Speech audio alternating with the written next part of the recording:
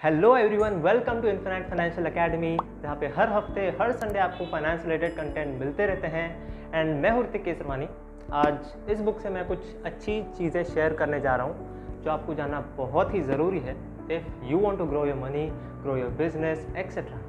And मैं ये book आपको ज़रूर रेकमेंड करूँगा कि आप ये बुक पढ़ें, क्योंकि अंकुर जी ने इस बुक में अपनी पूरी लाइफ का एक्सपीरियंस शेयर किया है। तो आप अगर ये बुक पढ़ लेते हैं तो आप वो मिस्टेक्स, वो गलतियाँ नहीं दोहराएंगे जो उन्होंने की थी।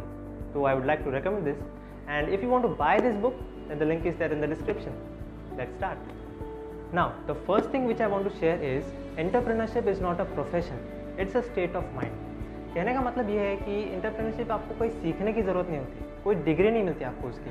अगर आपका एक गोल है, आपका एक विजन है, तो आप अपना स्टेट ऑफ माइंड बना सकते हो, उस सेल्फ डिसिप्लिन में आ सकते हो उस डायरेक्शन में जाने के लिए। एंड अगर आपको एंटरप्रेन्योरशिप देखना ही है, सीखना ही है, तो आप आजकल के एंटरप्रेन्योर्स को ऑब्जर्व भी कर सकते हो। जैसे बिल गेट्स हो गए, मुकेश अंबानी, सुंदर पिचाई, आप इनको ऑब्जर्व करो। उनका एक पूरा शेड्यूल रहता है पूरे दिन का, वो अपने टाइम को रिस्पेक्ट करते हैं, उनका मतलब दे आर डिफरेंट पीपल। तो you should observe them if you want to be an entrepreneur. Now the second thing is these are the worst reasons to be an entrepreneur. I want to make money, I hate my current job, everyone is doing it. तो ये तो बिल्कुल आपके reasons होने नहीं चाहिए अगर आपको एक एंटरप्रेन्योर बनना है, क्योंकि मतलब आपको सिर्फ पैसा कमाना है, बहुत लोग कर रहे हैं तो मैं भी कर लेता हूँ, मुझे अपनी जॉब पसंद नहीं। इसके लिए आपको अगर एंटरप्रेन्योर बनना है तो आप नहीं बन पाओगे। कि नहीं तो दोस्तों ऐसा क्यों होता है कि why 1% of population rules the 99% of population? क्यों? क्योंकि वो 1% पॉपुलेशन जो है वो एक विजन के साथ चलते हैं, वो वर्ल्ड में कुछ चेंज चाहते हैं, वो एक डिसिप्लिन के साथ चलते हैं, तभी जाके वो टॉप पे पहुँचते हैं। अगर आप जैसे बिल गेट्स देखें, उनकी हिस्ट्री देखें, उन्होंने क्या क्या किया था, तब जाके वो टॉप पे आए। उनको ऐसा नहीं था कि सिर्फ मुझे पैसा बनाना है या फिर सब लोग वही करें तो मैं भी यही कर लेता हूँ, ऐसा बिल्कुल नहीं था। तो these are the worst 3 reasons to be an entrepreneur. Now the third thing is saving is important, but more than that investing is important. क्योंकि सेविंग से अगर आप गुल्लक में पैसे रखते हो या फिर लॉकर में पैसे रखते हो, समझ लो 10 रुपये रखें, तो वो 10 के 10 ही रहेंगे, 1 साल बाद भी, 2 साल बाद भी। लेकिन अगर आप उसको इन्वेस्ट करोगे तो वो 11 भी हो सकते हैं, 10 का 15 भी हो सकता है, 20 भी हो सकता है, 100 भी हो सकता है। तो थोड़ा रिस्क लेके अगर आप इन्वेस्ट करेंगे तो वो ज़्यादा अच्छा है। हाँ, सेविंग आप रखो, थोड़ी बहुत रखो, लेकिन उससे ज़्यादा इन्वेस्ट करो, क्योंकि investing beats the inflation, saving does not beat the inflation. So that is the thing. Now the fourth thing is risk is better than regret. समझो मैं एक सिचुएशन में हूँ एंड आगे मुझे लग रहा है कि अभी रिस्क है, तो मैं सोचता हूँ कि नहीं, रिस्क है, अभी जाने तो इधर ही रहता हूँ। एंड जब मैं रिटायर होने वाला हूँ तब मैं सोचूंगा कि यार वो रिस्क ले लिया होता तो आज ज़िंदगी कुछ और ही हो सकती थी। तो ये रिग्रेट बिल्कुल नहीं होना चाहिए। कुछ ना होने से अच्छा है तो कुछ हो ना, थोड़ा सा तो आप आगे बढ़ ही सकते हैं। जैसे आप अगर 10 रुपये इन्वेस्ट करते हैं किसी रिस्क वाले स्टॉक में, तो उसका 0 तो नहीं होने वाला ना। 10 से 9 हो सकता है, 8 हो सकता है, 5 हो सकता है, 2 भी हो सकता है, लेकिन पूरी तरह से 0 तो नहीं हो सकता ना। तो always risk is better than regret. Now the fifth thing which I want to share is take good loans, not bad loans. अब गुड लोन्स क्या होते हैं, बैड लोन्स क्या होते हैं, वो मैं आपको एक एग्जांपल के साथ समझाता हूँ। जैसे मान लो आप हाउसिंग लोन लेते हो, एक हाउस के लिए आप लोन लेते हो, तो वो एक गुड लोन है। क्यों? क्योंकि उस हाउस की वैल्यू फ्यूचर में बढ़ने वाली है। लोन तो सेम ही है, लेकिन उस हाउस की वैल्यू बढ़ने वाली है। उसी जगह पे अगर आप एक आईफोन लेते हो लोन पे, आप आजकल लोगों को बहुत शौक होता है आईफोन लेने का, तो अगर आप वो लोन पे लेते हो तो आईफोन की वैल्यू तो डेप्रिशिएट होने वाली है फ्यूचर में। That is a bad loan. तो लोन तो दोनों केस में सेम ही है, लेकिन एसेट्स की वैल्यू बढ़ेगी या घटेगी वो आपको ज़रूर ध्यान देना है। So always take good loans, not bad loans. Now the sixth point is financially smart people take loans even if they can afford it, but financially weak people they take loans because they know that they can't afford it. अब समझ लो आप एक businessman and आपको business बढ़ाना है and आपके पास वो investment capability है उस बिजनेस में इन्वेस्ट करने की, लेकिन फिर भी आप लोन लेके उसमें इन्वेस्ट करते हो क्योंकि आप बहुत श्योर हो कि रिकवरी हो ही जाएगी। जो लोन का अमाउंट है उससे डबल ट्रिपल आप रिकवर कर सकते हो। तो you are a financially smart person.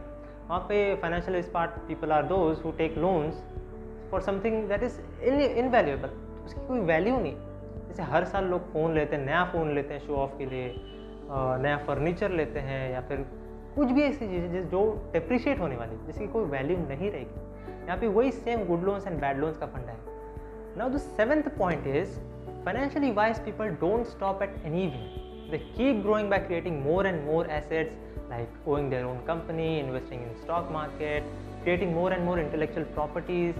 तो कहने का मतलब ये है कि अगर आप फाइनेंशियली वाइज हो तो आप कुछ ऐसे एसेट्स बना के रखते हो जिससे आपको एक पैसिव इनकम आती रहेगी। जैसे अगर आप सोती भी रहते हो तो भी पैसा बन रहा है। जैसे एग्जांपल ले तो स्टॉक मार्केट हो गया, अगर आप इन्वेस्ट करते रहते हो तो आप सोते भी रहोगे तो कुछ प्रॉब्लम नहीं है, क्योंकि वो स्टॉक ऊपर नीचे तो होगा ही प्राइस। तो वो अलग बात है कि रिटर्न आएगा कि नुकसान होगा, वो अलग बात है। लेकिन अगर आप फाइनेंशियली वाइज हो तो आपको कुछ ऐसे एसेट्स बनाने चाहिए जो आपको पैसिव इनकम देते रहे। आप सोते भी रहो फिर भी पैसा बन रहा है। So these are financially wise people. Now the 8th thing is invest in gold, not jewelry. अब दोस्तों गोल्ड एंड ज्वेलरी में फ़र्क है, क्योंकि आजकल गोल्ड पेपर फॉर्म में भी आता है, डिजिटल फॉर्म में भी आता है, आप खरीद सकते हो, खरीद के रख सकते हो। एंड ज्वेलरी आप जब खरीदते हो तो उसमें मेकिंग चार्जेस, टैक्स, वो सब लगता है। एंड ऊपर से चोरी होने का भी खतरा रहता है कि घर पे रखते हो आप, तो वो सब है। एंड अगर आपको लगता है कि gold is a good investment, not jewellery, gold is a good investment, तो आप गोल्ड पेपर फॉर्म में खरीदो या फिर डिजिटल फॉर्म में खरीदो। तो जब उसका प्राइस ऊपर नीचे जाएगा आपको फ़ायदा या नुकसान होगा। लेकिन ज्वेलरी अगर आपको लगता है कि आपको सिर्फ शौक के लिए खरीदना है तो ठीक है। इन्वेस्टमेंट के लिए आप पेपर फॉर्म में ही जाइए या फिर डिजिटल फॉर्म में ही जाइए। Now the 9th thing is treating our lifestyle standards as our success is a sign of failure, because you go down taking loans for it. जैसे जो लोग शौकीन होते हैं, हर दिन नए कपड़े पहनने, उनको हर साल नया फ़ोन चाहिए, नया टीवी चाहिए, सब कुछ नया चाहिए, उसके लिए लोन भी लेना पड़े तो भी ठीक है। तो you are not a financially wise person, because वो जो चीज़ है वो इनवैल्यूएबल चीज़ है। That is a bad loan, जैसे हमने पहले भी देखा, क्योंकि उसकी वैल्यू डेप्रिशिएट होने वाली है। जैसे टीवी हो गया, उसकी वैल्यू डेप्रिशिएट होगी, उसकी वैल्यू बढ़ने तो वाली है नहीं फ्यूचर में। तो that is a bad loan. You should always take good loans, because future में उसकी वैल्यू जो आपके एसेट्स बनेंगे उस लोन से, उसकी वैल्यू बढ़ने वाली है। लेकिन अगर आप सिर्फ शौक के लिए बहुत सारी चीज़ें लेके रखते हो, लोन लेके रखते हो उसके लिए, तो you are not a financially wise person, because you will be a failure, क्योंकि आप वो लोन भर नहीं पाओगे। So you should always take good loans, not bad loans. Now दोस्तों लास्ट थिंग जो मैं शेयर करना चाहूँगा आप सबके साथ वो ये है कि decisions about money are best made through an Excel sheet. Now people, Excel जो है पूरा नंबर्स के बारे में, और अगर आप सीख लेते हैं तो वो बहुत ही बेहतरीन चीज़ होती है। वो एक वैल्यू ऐड कर देती है आपकी ज़िंदगी में, क्योंकि कैलकुलेटर एक बेसिक चीज़ होगी जो हर एक इंसान के पास होती है आजकल। लेकिन आप अगर एक्सेल सीख लेते हैं तो उसमें बहुत सारे टेक्निक्स है, फॉर्मूलाज है, तो आप बहुत सी चीज़ें कैलकुलेट कर सकते हैं। वो इन्वेस्ट आपने कितना किया, कितना रिटर्न्स आ सकते हैं, फ्यूचर वैल्यू, बहुत सी चीज़ें हैं। तो it's a very good thing to learn. And if you want to learn Excel then you can join us. We provide Excel course at Infinite Financial Academy, so you can join us. So that's it people। अगर आपको इस video से कुछ भी help मिली होगी, कुछ भी information मिली होगी, या फिर आपको एक अच्छी सीख मिली होगी, तो प्लीज़ इस वीडियो को लाइक करना मत भूलना। एंड अगर आपने चैनल को सब्सक्राइब नहीं किया है तो do subscribe to IFA। And आप हमें सोशल मीडिया प्लेटफॉर्म्स भी फॉलो कर सकते हैं, जहाँ पे we share many things, many updates about financial markets, job opportunities for students, conducting many competitions etcetera. यहाँ पे हमारे इंस्टा पे अभी एक क्विज़ कंपटीशन चालू है, जहाँ पे हर दिन आपको एक क्विज़ मिलेगा। इसका अगर आप सही जवाब देते हैं तो आप हर हफ्ते एक्साइटिंग प्राइजेस जीत सकते हैं। तो do follow us on Instagram, link is there in the description. And दोस्तों, अगर आप डू एपिक शिट का रिव्यू जानना चाहते हैं कि मैंने इस बुक को कितनी रेटिंग दी है, मेरा क्या एक्सपीरियंस रहा इस बुक के बारे में, तो आप डिस्क्रिप्शन में दिए गए लिंक पे क्लिक कर सकते हैं, जहाँ पे आप एक चैनल पे जाएंगे जिसका नाम होगा ऋतिक केसरवानी, जो कि मेरा चैनल है। वहाँ पे भी आप मुझे सब्सक्राइब कर सकते हैं, जहाँ पे मैं फिक्शन, नॉन फिक्शन बुक से रिव्यूज़ डालता हूँ, मूवी रिव्यूज़ डालता हूँ, व्लॉग्स डालता हूँ। I am sharing my life there, so you can subscribe there. And मैंने डू एपिक शिट का रिव्यू वहाँ पे डाल दिया, so you can check that. And thank you for watching.